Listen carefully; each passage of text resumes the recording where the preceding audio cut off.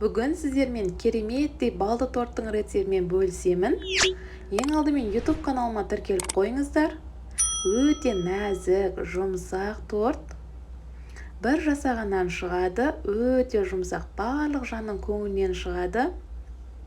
Жасап көріңіздер, бірге жасайық. Ең алдымен ыдысымызды алып, 5 ас қасық балымызды саламыз. Жай отта қоңыр түске енгенше араластырамыз.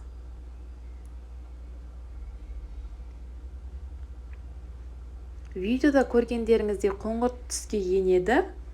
Енді сары майымыз бен шекерімізді салып, майымыз бен шекеріміз ергенше жақсылап араластырамыз. Қанша мөлшерде қосатынымыздың барлығы описанияда жазылған.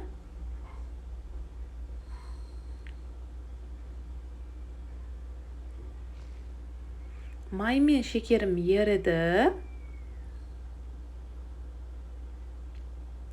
Енді отымызды өшіріп, содамызды саламыз. 2 чай қасық толтырмай салдым мен содамды. Массамыз үлкейіп, ұлғаяды. 2 есеге дейін ұлғаяды. Видеода көргендеріңіздей.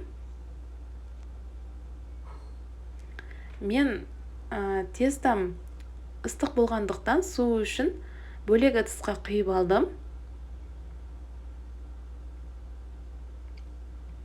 Енді жұмыртқамызды бірден салсақ, жұмыртқамыз пісіп қалады. Сол үшін мен венчикпен араластырып, асығыс болмасаңыздар, тестамыз суыған екен құйсаңыздар да болады жұмыртқаны.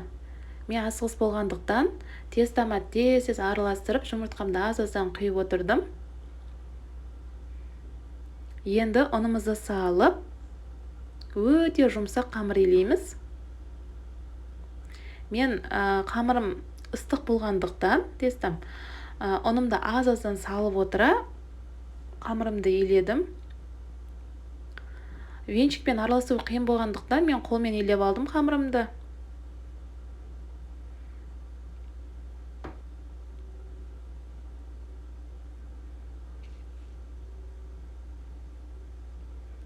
Осындай жұмсақ қамыр илейміз. Илеп алған қамырымызды пакетке салып, 1-2 сағатқа холодильникке қойып қоямыз. Мен 1 сағатқа холодильникке салып алдым. 120 граммнан 11-12 бөлікке бөліп аламыз. Мен 13 бөлікке бөлдім. Қамырымды пакет жауып, біртіндеп, қамырымды жайып, формаға келтіріп, қызып тұрған пеште қызарғанша пісіріп алдым. Формаға келтірген соң вилкамен тесіп шығамыз. Қамырымыз көтеріліп кетпейді. Пісіріп алдым тесталарым барлығын 13 бөлікке бөліп.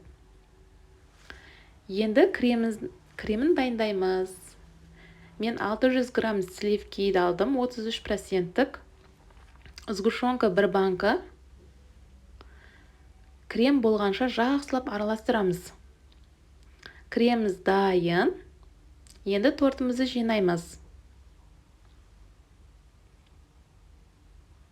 4 қасықтан салып, жақсылап жайып шығамыз.